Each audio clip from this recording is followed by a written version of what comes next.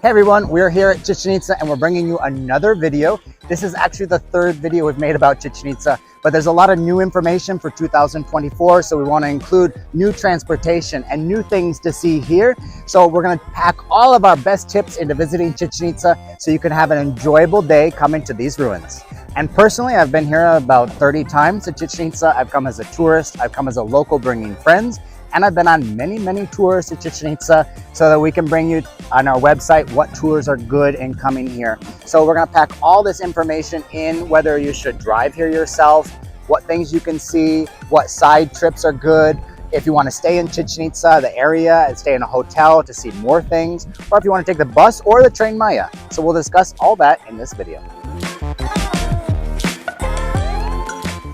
This is the entrance to Chichen Itza, and right here you have a restaurant, you have bathrooms, and there's lockers. It's important to note you can't take big bags. You also can't have drones and you can't have stabilizers when you go in. So they do have lockers that you can pay to store stuff while you're walking around. And of course, if you are traveling, backpacking, you want to store your bags. If you're en route between Bailid and going to Merida or something, there are baggage storage here, so you can still visit and continue on your journey. So that's a few things that are here. We will say that there's waters and things here, but everything is a lot more expensive. So if you did want to bring that stuff with you, it does make it a little convenient for your trip here at Chichen Itza.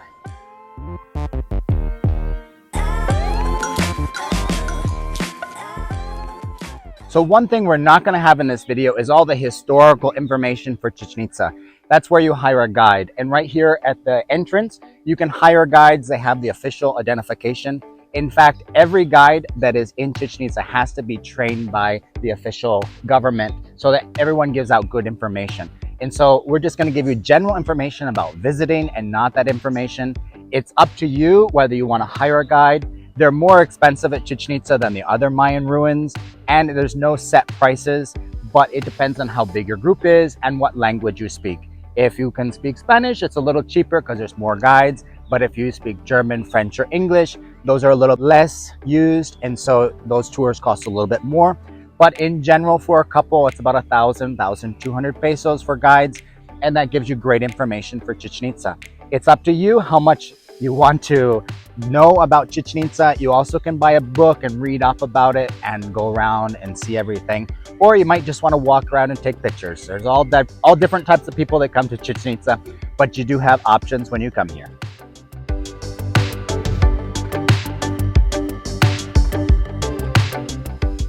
Here is a map of Chichen Itza, and it is really large. Things are really spread out, and oftentimes you don't see where the trails go. So we like doing things in a clockwise motion as we go around. So you always have the main pyramid to your right, and you get to see everything in a more organized fashion.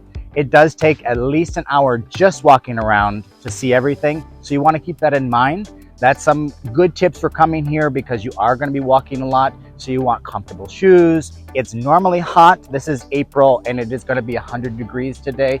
So you want to be prepared for the heat, a hat, sunscreens, sunglasses, and you might want to bring some waters too because things are more expensive and you will be drinking a lot of water while you're here. So that's just a few tips to prepare you for when you come to Chichen Itza and how you can see things in a little more organized fashion. But let's start, and we're going to show you some of the things, plus give you lots of tips along the way.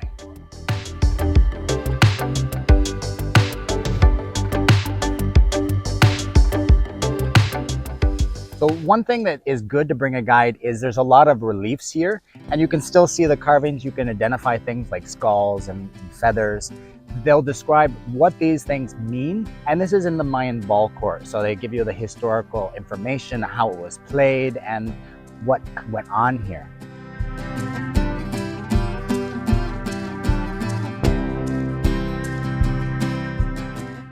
So one thing that people ask us about is the weather.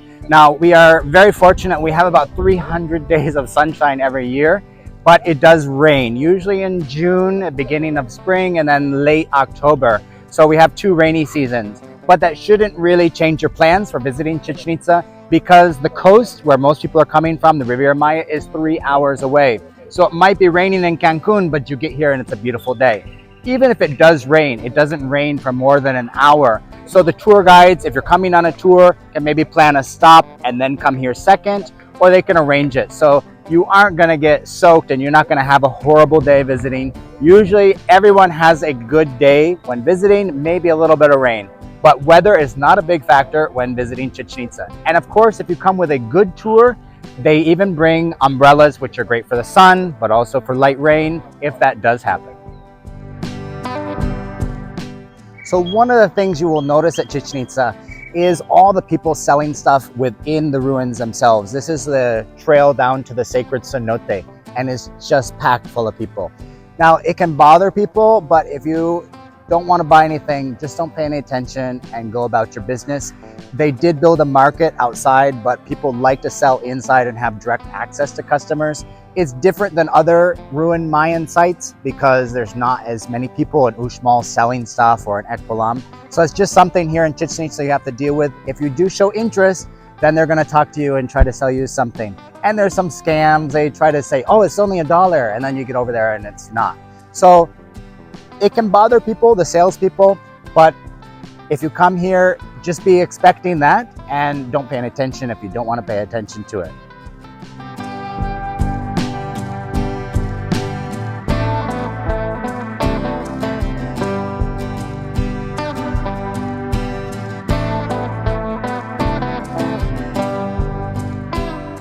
So this is the Pyramid of Kukulcan. This is the most identifiable thing in Chichen Itza, and it's right here in the center. If you come for the spring equinox or the fall equinox, you see the stairs coming down on the side, and then there's like a serpent head. That is Quetzalcoatl, or in Mayan, it's Kukulcan. And the shadow lines up for the equinox, for the spring and fall. So a lot of people come just to see that. Also, you'll see a lot of people clapping because it does echo, and it represents the Quetzal bird. It sounds like that bird. Whether that was something they designed or that's just a mistake, well, no one knows because this is in the past.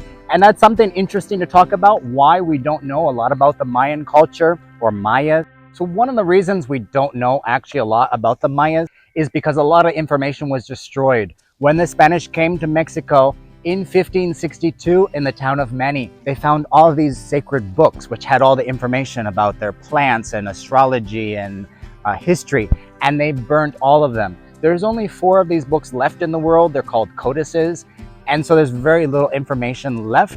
And also when the Maya used these stones, it is a very soft stone. It's a limestone. So with time, all of the stelas, which were the monuments that had important dates and rulers, they've all worn off, or it's very hard to read. So a lot of the information is gone, but we are still learning about the Maya. With the trained Maya and excavation, they've actually unearthed a lot of artifacts which are going into museums now. And also with LiDAR, they're finding whole new cities in the jungles. And in fact, the entire peninsula, there's thousands of archaeological sites. Only a few are open to the public because there's just too many to do. And the ones that are more historical importance and more restored are open to the public. So there's a lot to see here in the Yucatan Peninsula, but also we have to learn a lot about the Maya.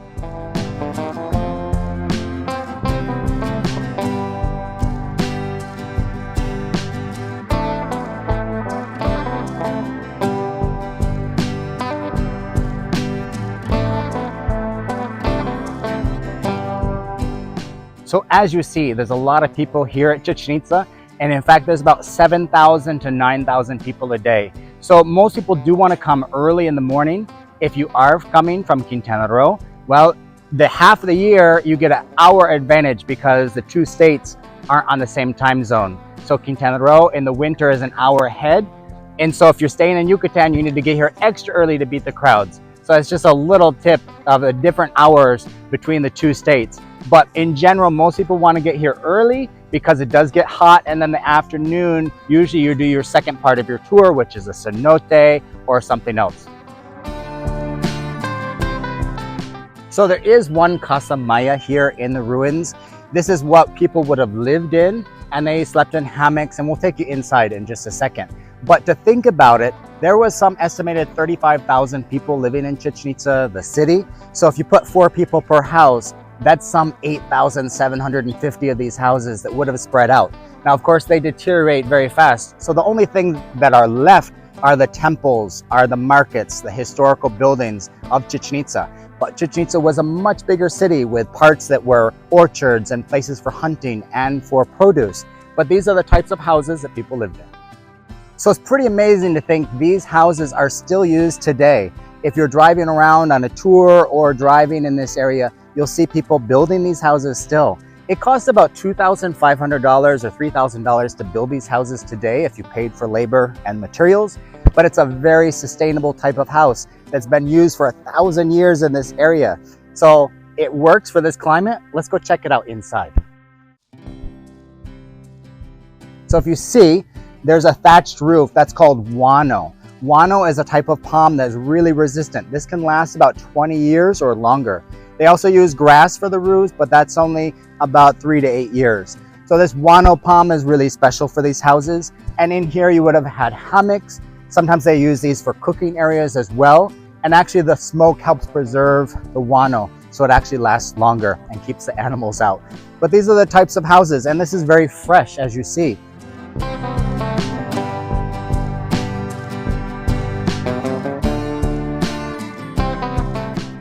Behind me is one of the sacred trees of the Maya. It is called Saba, and we've come at a very unique time because you see all this cotton that's coming out of these pods. It actually has the seeds of the tree in it, and it distributes these in the dry season. This is our dry season before the rains come, and all of these things just float away, and then there's more trees.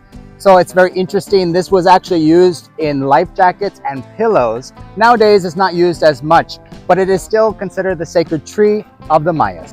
So let's talk about tours coming to Chichen Itza, because a lot of people are gonna pay for a tour. We don't recommend tours that are less than $100 because you really get what you pay for. Now, why do we say that? Well, some of the really cheap tours don't include the entrance price to Chichen Itza. And as you see, it's over 643 pesos, which is about $37 right now. So if it doesn't include that, there goes your budget. So it does cost a lot to visit Chichen Itza, and that's why some of the tours are more expensive. Plus, they're paying your entrance to go to a cenote, plus all the transportation. So the better tours, there's a direct correlation between the guides also. We've been on some cheap tours and heard some really fanciful stories. But with the good tours, we've gotten some great information. We want to talk to the guides more. We want to get their phone number because they're so knowledgeable. So it's really good to have a good tour, and that's why we make tour recommendations on our website. And if you go to our article, we'll put different tours that you can go to Chichen Itza that we recommend. Some we even have videos of, so you can check out the tour and see what it's like. Now, what about self-driving? Well, we do have an article that shows what other road trips, side trips you can do from the Riviera Maya going to Chichen Itza. But it's really important to know that there's tolls. The tolls are about $50 round trip. Your gas is going to be at $40. Your rental car is about $50 because they are expensive in the Riviera Maya. Plus you have your entrance cost. Plus you're going to visit somewhere else. So the benefit of driving yourself is you can have another adventure. You can stop at a roadside stand. You can have some tacos. You can stop where you want. So you have more independence, but it actually doesn't save you a lot of money if you're a couple just going on a tour. Now you can take Adio bus direct from Playa del Carmen or Cancun to Chichen Itza. There's about one bus a day, so you have to check the schedule. But the only thing is you get there, you see it, and then you have to get back on a bus again. So you don't get to see anything else. So it's a rather hard way to see Chichen Itza. And then the train Maya also has a new stop, which accesses to Chichen Itza. There's a bus that drives you from the train station into the ruins. But again, there's no other tours included in that. So you're just visiting the ruins. And we'll have more information on our website about taking the train Maya to Chichen Itza and how that connection is. So that's just a little bit about tours when you're coming to Chichen Itza and making decisions. But we do recommend, make sure you get a good tour, because this is going to be one of the highlights of your vacation, coming to Chichen Itza for the day.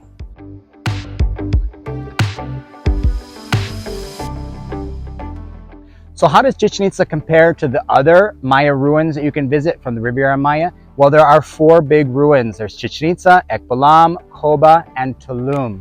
Tulum is famous because it's right on the ocean. It's beautiful and it's very easy to get to from the Riviera Maya. And there's actually a new park that's connecting the Train Maya into Tulum ruins. It's called the Jaguar Park. It's not open yet, but that's another thing that's happening here, as well as the Train Maya has a connection to Chichen Itza. Now, as the 4 big ruins, you can only climb on Ekbalam. So that is the last one you can actually go and climb of the 4 big ones that most people visit. Our favorites, well, each one has a different thing we like. Tulum is great because it's a quick trip and it has a beautiful view of the ocean. Koba has the woods and you rent bikes and you go between all of the temples and you can see them in the more of a jungle atmosphere. Ekbalam has a lot less tourists and there's a nice cenote you can visit and it's a lot quicker. So if you want to visit here, it's a little bit longer of a day, but of course it's a famous place, so everyone wants to see it. But our favorite ruins actually are Uxmal, which are a little further on the other side of the peninsula. Number one, no one really goes there. There's not a lot of people, so you don't have a lot of people. No one selling you anything inside. And the area around Uxmal is really nice because it's a very authentic area. You get a feel for the living Maya culture of today. So that is one we really like going to, but it's a little harder from the Riviera Maya.